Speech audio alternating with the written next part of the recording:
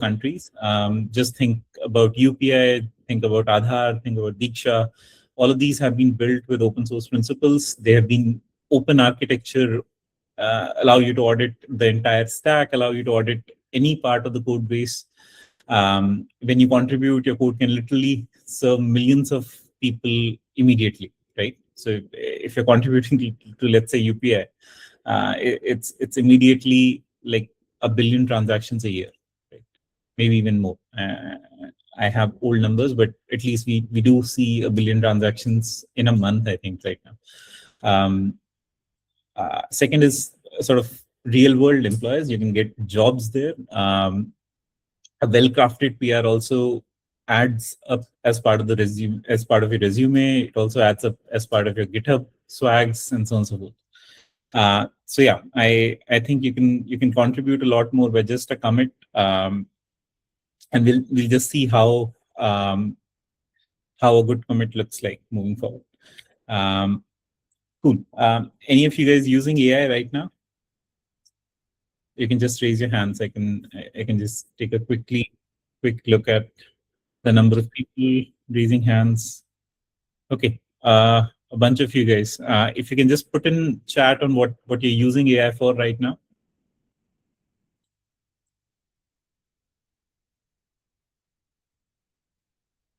Yeah, please go ahead and put all of these in chat. I'll be able to read all of them at the same time, and then I'll be able to also gauge at what level are you using AI right now.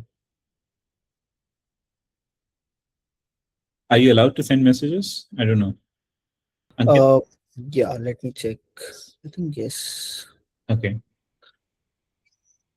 Anyway, I don't have a poll right now, but yeah, if you're using AI,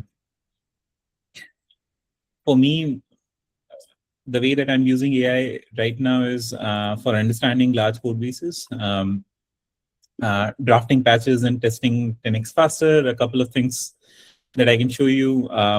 So I was facing this problem with Tilt, and it sort of was not respecting my health check statuses at runtime. Tilt is a Docker-owned organization. Tilt allows you to have like a very nice UI. You can see your services up and running perfectly fine. And this is something that I just patched for my own self because I was facing an issue. I just quickly created a PR.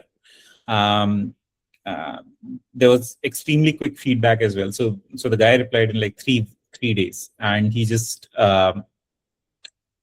mentioned that everything is working as it should be, and sort of he acknowledged this is a problem, but they don't want to solve it this way. And there was a back and forth discussion, and we came to a conclusion that I need to start writing an actual draft of changes, and then we can sort of get into the cycle of actually merging this PR as well.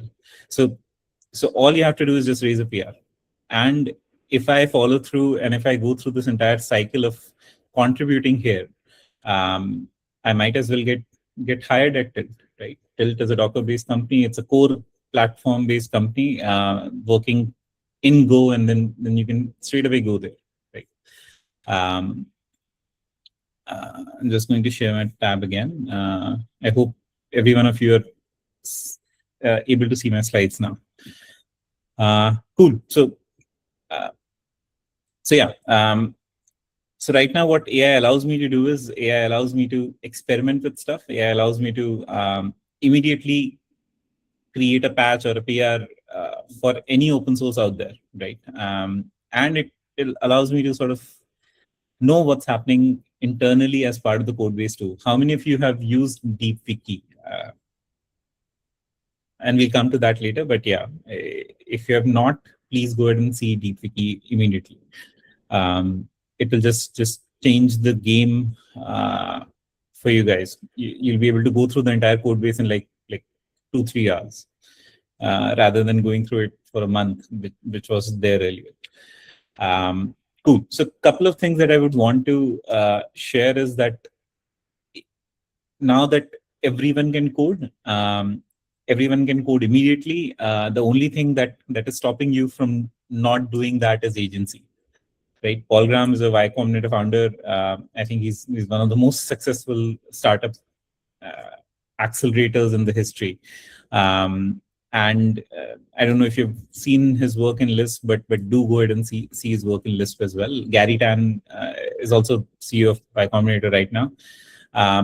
And what they want you to focus on is just go ahead and do stuff, right? Don't wait for anything. Don't even listen to me. You should be raising PRs right now. Okay, so that's the entire message. You need to showcase agency. You need to showcase that I can do stuff. I can do it now. I can do it faster than anyone else out there, and that's the only way you can beat like millions of other people who can use AI to raise any PRs, right? Yeah, moving forward, I can just give you an example of how agency shows up in open source. Agency shows up by finding your own problems, right? You see something missing, and you raise a PR, right?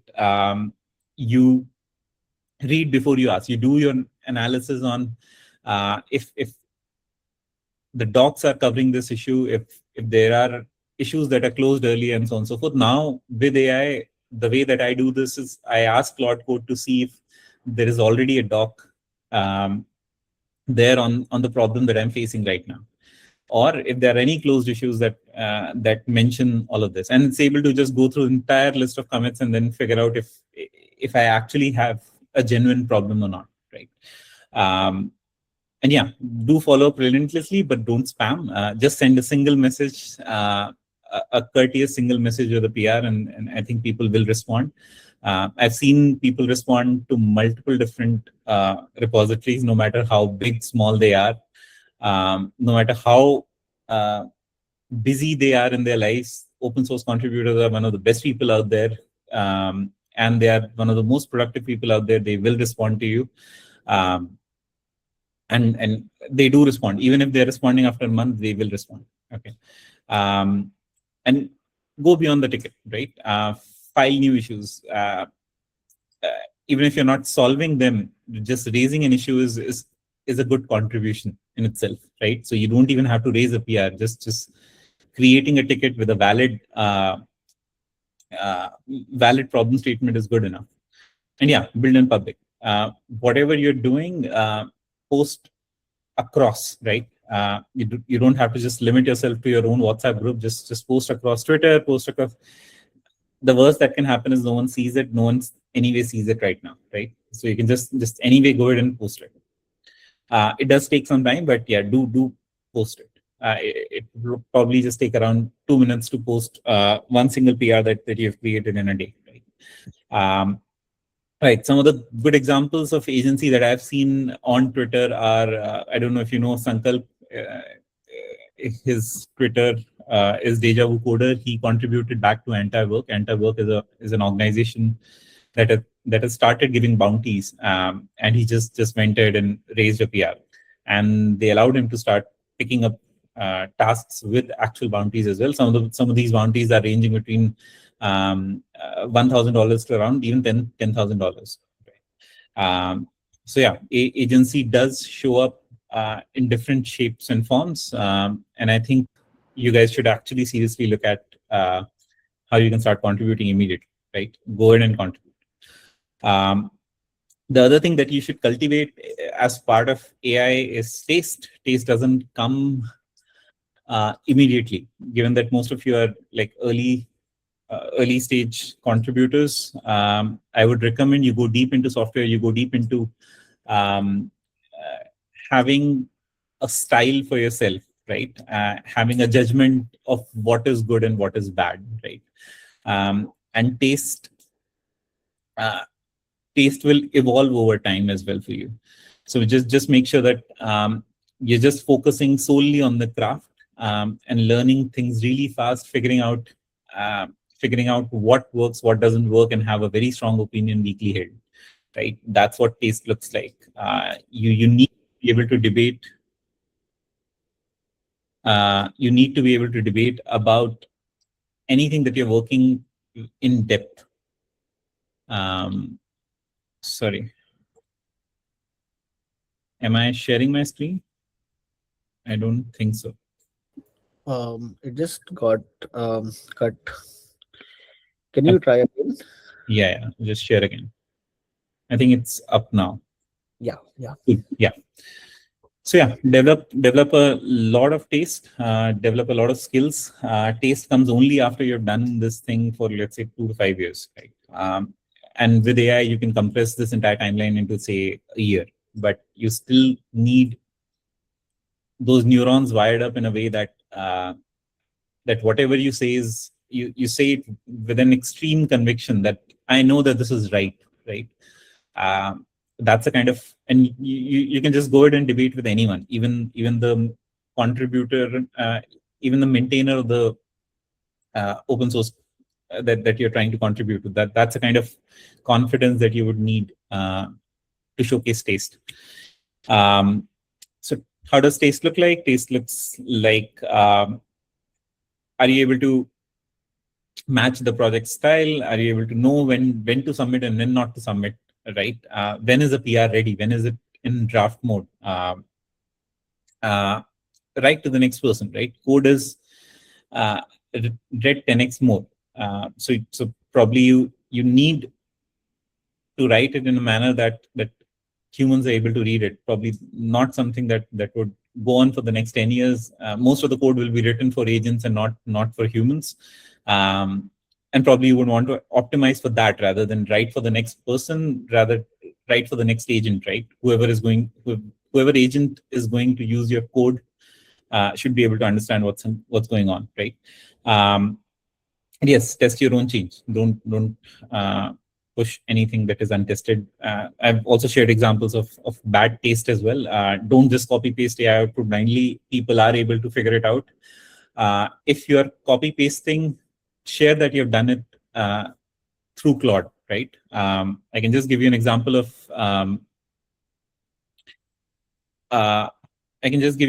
how that looks like.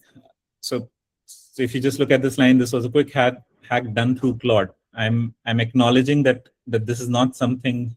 Sorry, am I presenting now? Yeah. I'm acknowledging that I did this through Claude, right? I haven't gone through everything that I should have gone through, and probably that's why my opinions are not as strong right now. And I want extremely strong opinions in this case. So I'll get back. I'll make sure that this contribution is actually merged into the main branch, right? That's what my agency should look like.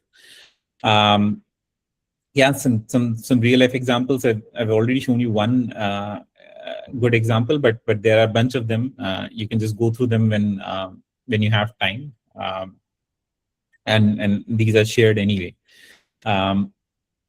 Right. So I'll also skip this because I don't think this is relevant anymore. This was an older EA. Cool. Before we get into the tactics of how to do things, let's talk about the fundamental mindset shift. When you code alone, you get away with messy commits, right? You must have done this. I do this all the time. With AI, this is just a very slippery slope. You write so much code that that you just don't understand anymore, right? You're not able to test it immediately. You're not able to test everything that you've written as well, right? But in open source, everything is public, and that's your resume. So you may want to do it in a manner that other people can read your code, your commit messages, your issue comments, and the actual problem that you were facing when you started this entire thing, right? So there is a huge shift from does it work to can someone else understand it, right? That's what you want to optimize for. So yeah, do try and make sure that that's the mindset that you're in when you're trying to contribute. Cool. Right. So how do you start contributing? I know that a lot of you already have started contributing. So some of the non-negotiables are you need to understand Git.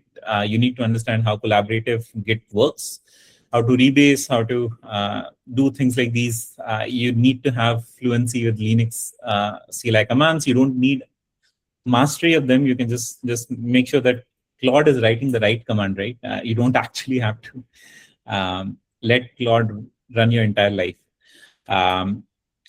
Focus on one language deeply at the very start of your careers. Do that and make sure that you're actually going very deep. It could be anything. All of the languages are very broad and very much used in the entire industry. You can pick up any one of them and then just go deep into it, right? Couple of things that allow you to move fast. Testing and CI/CD. Always have CI/CD, right? Always be able to deploy stuff. The easiest way to deploy stuff right now is through Docker. Immediately deploy stuff and share it with people, right? Deploy it to a free Versal, deploy it to a free Hetzner server, whatever that may be.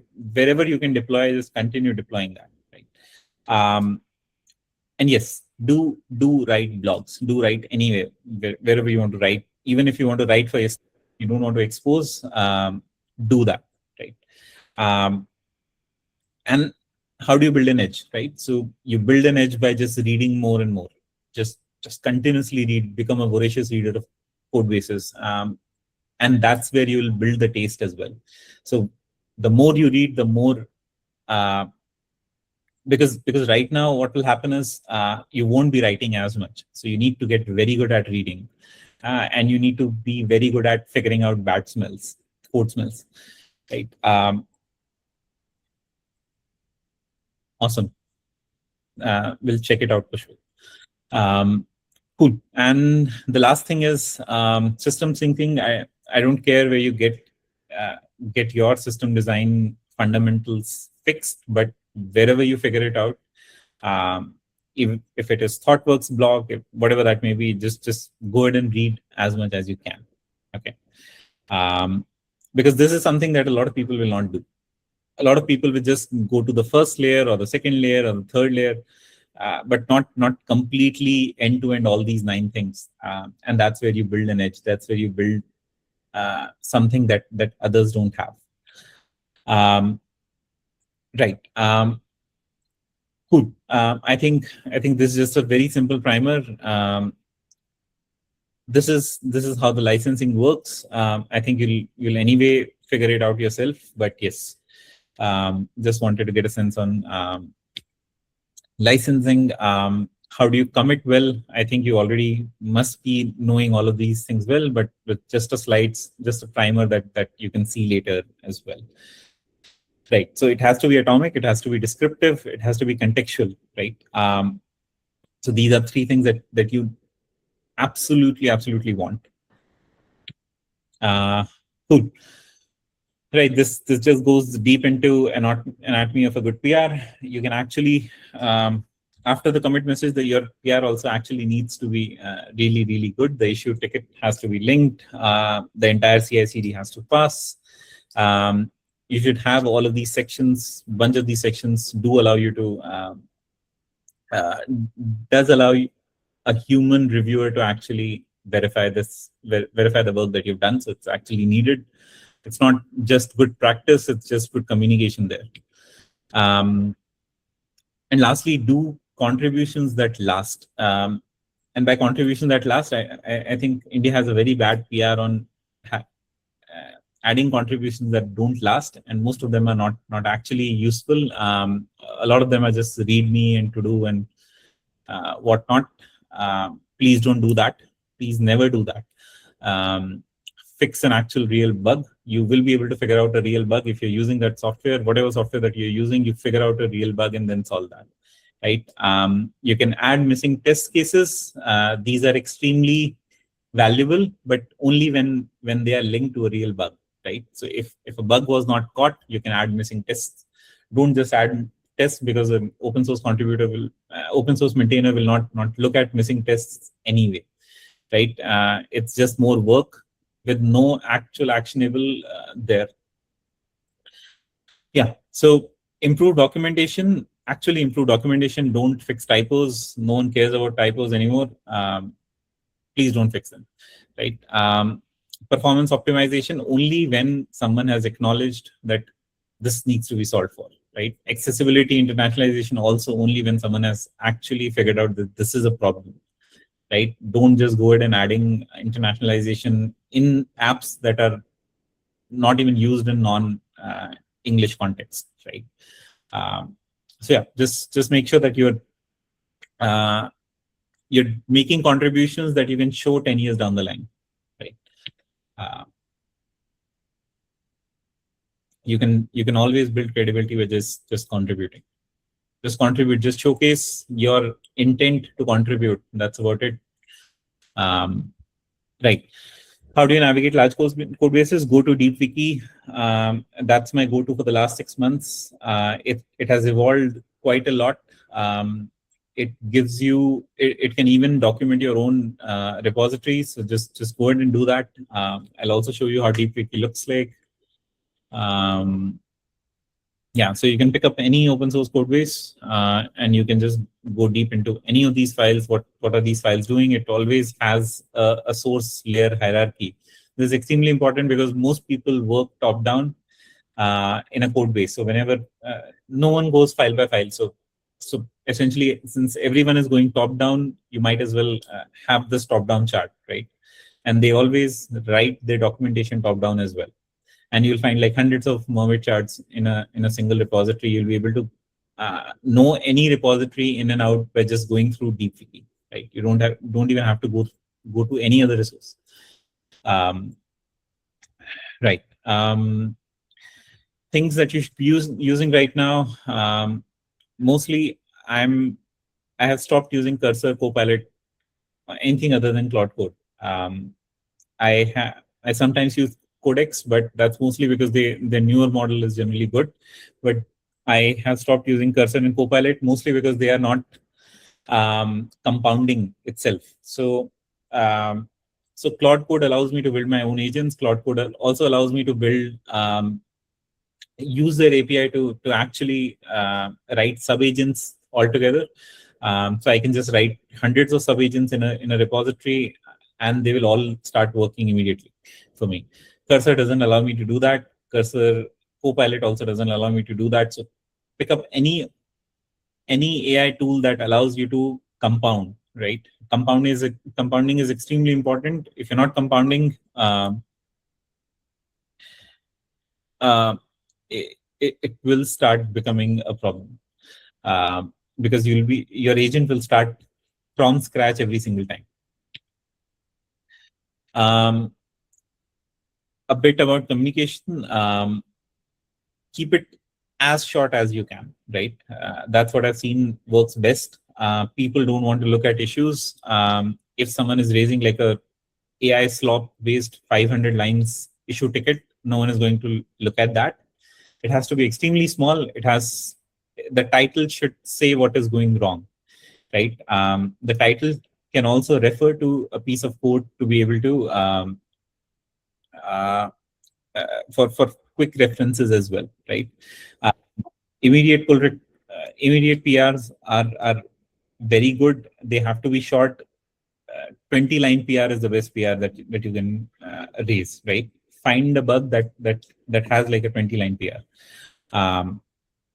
Yeah, and you can always ask for stuff. Ask for code reviews. Ask for explaining something if you're not confident. Just don't write this is wrong, right? I've seen this quite a lot of times, and people just continue writing.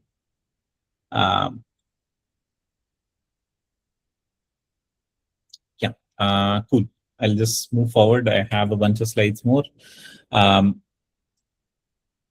Actually, do code reviews if you can. So whenever you're graduating from an actual contributor to a maintainer, please do code reviews. That's the best thing that you can do for an open source. Okay. Learn how to give feedback, learn how to receive feedback. There you can go to a lot of websites. The only way of receiving feedback is saying thank you. That's about it. You cannot say anything else. Whoever is giving you feedback, say thank you and exit the conversation, right? Think about that, figure it out, and then raise a PR. Okay. If someone is taking a lot of time to give you feedback, they care about you, and there is no debate that you need to do at that point in time. Just say thank you and exit. Okay. When you're giving feedback, give actionables, ask questions, and so on and so forth. Right. there's some good things mentioned here, but yeah, do start doing some of these. Right. This is something that we already discussed. You engineer for AI. Agents are going to be the next big thing. If you're writing code right now, or if you're starting to write code right now, write it for agents. Create an agent first email, create an agent first notification panel, do whatever you can to make it agent first. Okay. And how do you build an agent first? You create a docs folder, you create a CLI first. You expose everything through that CLI, you expose everything through an MCP, you write good tests because that adds to the documentation, and always have a agents.md file that allows other agents to do this moving forward. Right. Generally, what I've seen is with AI, you can iterate much faster. You don't need to plan forever. Right now, the amount of time that I'm spending planning is 5 minutes. So if you give me a problem statement, I'll work it out with Claude for the next 5 minutes and then start iterating. Iteration is the best way to learn by actually doing, right? So I can change my plan hundreds of times in a day. I don't need a waterfall design. This is just agile on steroids. That's the kind of thing that you would want to do with AI, right? And this is something that I have found really good. I start with the CLI. I start with a simple thing that I can immediately use, and this CLI is then also utilized by my Claude Code agent as well, right? So I'm not just writing for myself. I'm just writing immediately for Claude as well. Write short prompts, clear intent. Right now, the plan mode is very good in all of the AI tools that you're using. Use that. Start with a plan, work on that, and just make sure that you're automating all of the boring parts. I've automated documentation. I've automated CI/CDs. I've automated how agents review my code. And bunch of things. Like it's doing much better than what I can personally do. Right. How do you find your first project? Scratch your own itch. The organization eGov that I'm working for, I created an MCP for them first, without even starting a contract with them. And because I felt that this is one thing that was missing there, and I just send out an email to them saying that this is what I've done. Can we sort of have like a longer roadmap for contribution on this MCP? And they just hired me, right? So I'm working with eGov because I was just scratching my own itch. I just wanted to see if I can speed up the Digit platform itself by just creating my own MCP. Right. Yeah. You can figure it out from a bunch of these other sites as well. Most of these are something that I figured out from internet. I don't go ahead and do that. Most of my modus operandi is to actually scratch my own itch. I would go to a repository, figure out how it works, figure out what doesn't work for me, and then just raise a PR. Okay. Right. So I think this flow is completely. I think this is something that you anyway are good with. Just make sure that you're doing this often, and by often I mean do it 10 times a day, right?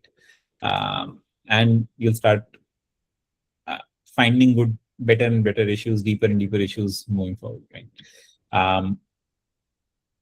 Yeah. So shameless plug. I work with C4GT. I am with C4GT for the last 4 years. I've been a mentor there. I've been contributor to the projects that C4GT has as well.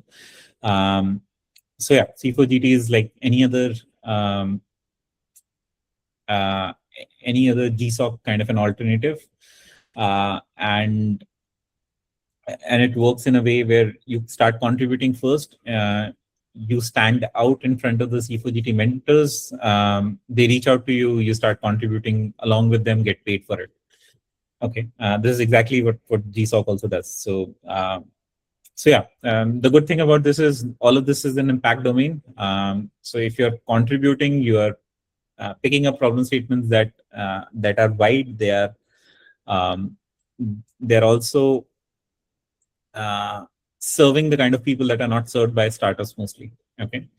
So yeah, so if you want to contribute to impact sector, might as well go for Code for GovTech, right?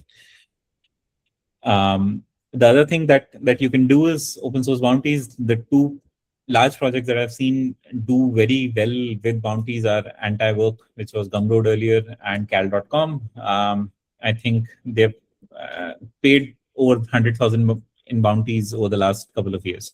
So they do have a lot of money. They do have a lot of tickets. They believe in all of this open source things, and yeah, they think that bounty is the best way to get contributors contribute.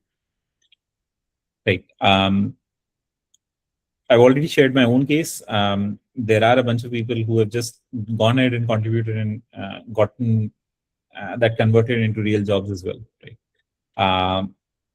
So yeah, just go ahead and contribute. I think this is apparent right now that your GitHub profile is your resume. Over the last 5-6 years, I've seen more than 500 resumes, and I reject someone immediately if they don't have a very strong GitHub profile.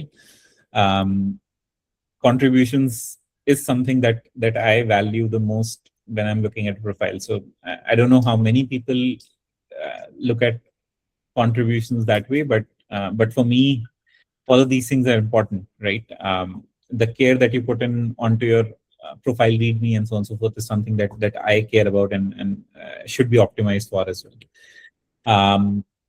Last thing, this is something that I touched earlier as well, building in public. You should be building in public because there is no downside to it. There is just some additional work, probably around half an hour a day. If you have that half an hour a day, I just have a very small kid in my house, so I'm not able to do that. But yeah, please go ahead and do that, right? If you're able to do that. Yeah. So don't do these kind of things. This is something that I've already discussed. Don't create a very large PR with 500 commits. Don't fix typos. Don't claim an issue and not raise a PR and so on and so forth. Okay. I think you guys are already responsible and don't do it anyway. And just play the long game, right? And by long, I mean the long game is actually building a taste and building a reputation, right? And you can't do that in 6 months. This is a long-term contribution game that you need to actually play.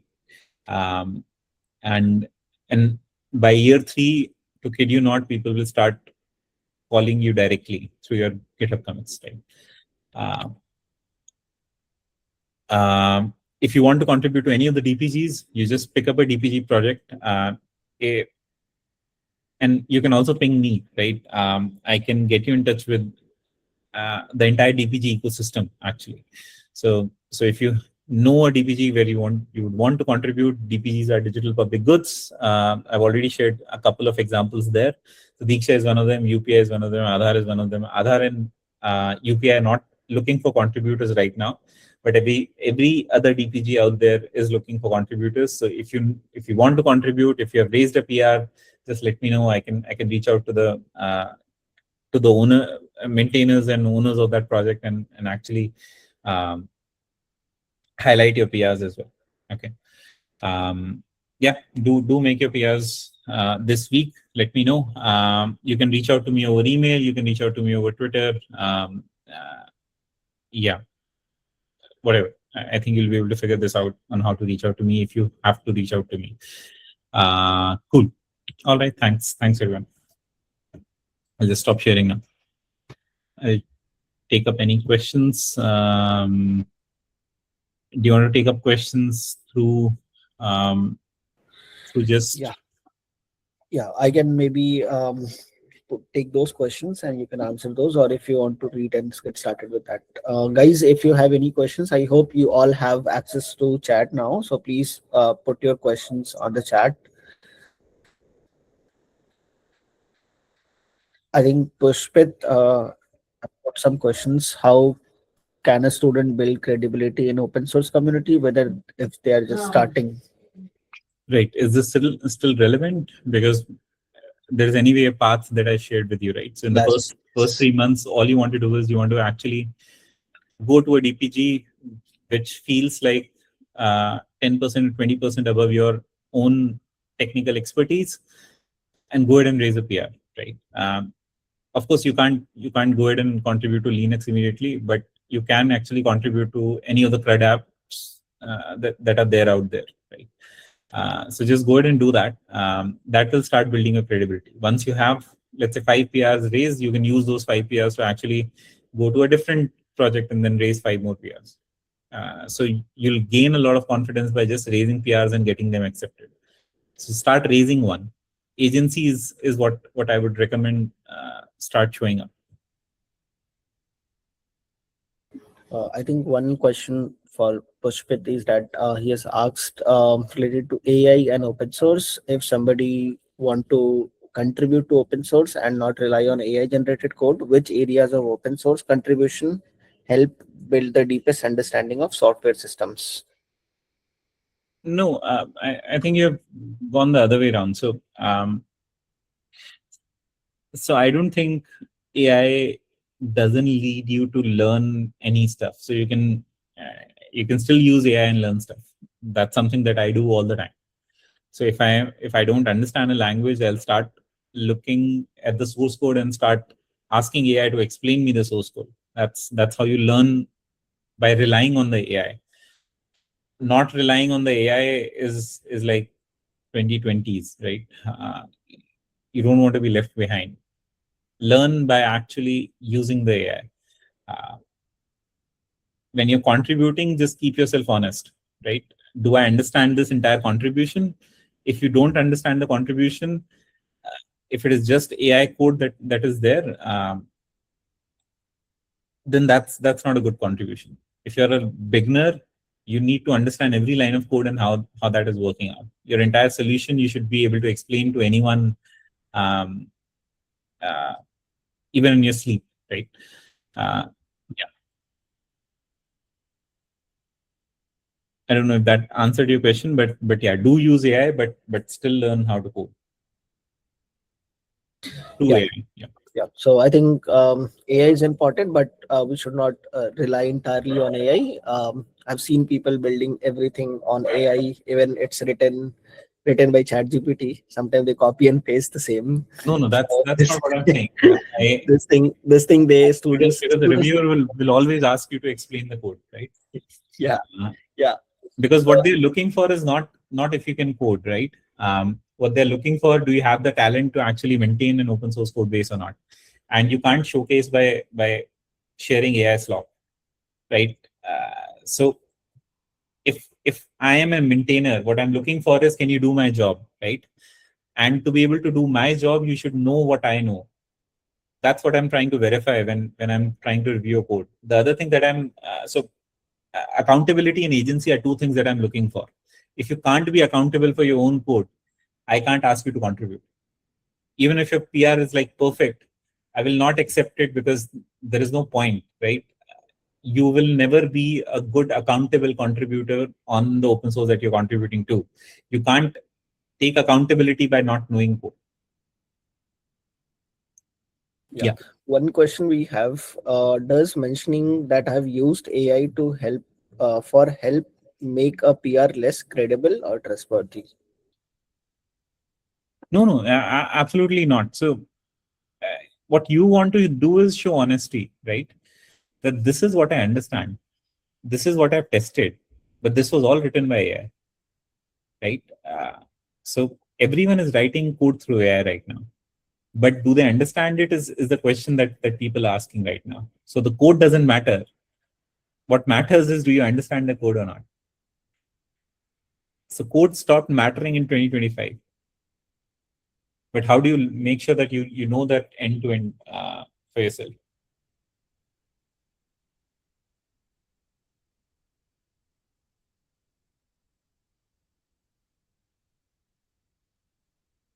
Thanks a lot, Dave. Yeah, guys, if you have any questions, you can put it in the chat box. Others, if you have any questions, please put it in the chat box.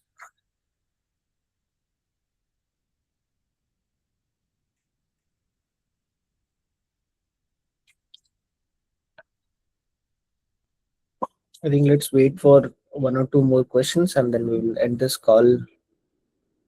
Do you have any questions related to your first contribution to open source, C4GT, or like Chakshu have great experience in open source contributions and um, digital public. So if you have any questions related to that, feel free to ask that.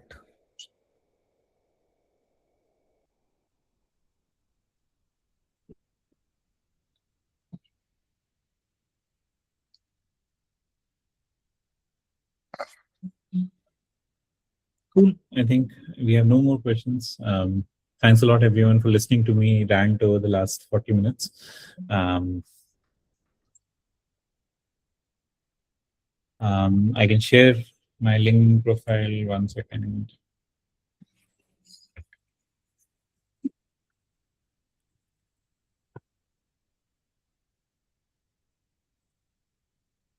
If someone is learning DevOps, what kind of open source contributions? Yeah, pick up any Go repository, etcd पे चले जाओ, Kubernetes पे चले जाओ. Just contribute to the actual Go-based repositories that are actually doing really good work. And start contributing. Yeah, don't learn, contribute. You can learn by contributing. Don't learn to contribute. Learn by contributing. Even if your first PR is raised by Claude, it will teach you a lot of things because you are actually going to go ahead and learn what is going on inside, right? And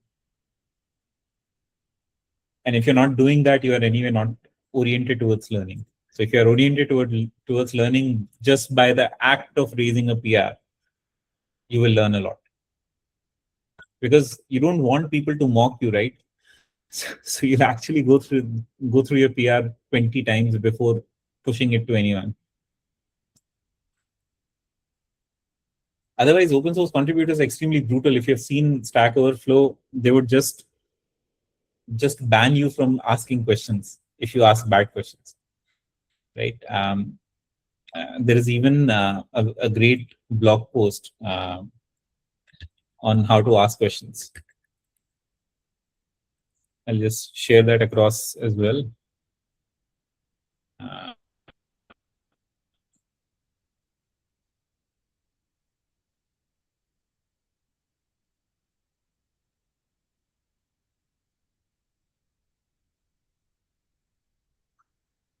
Yeah.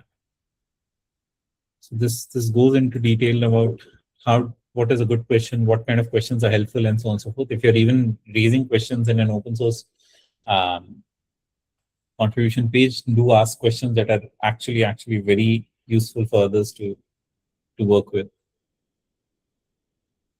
There is one more that I'm missing out on, but let me see if I can find it.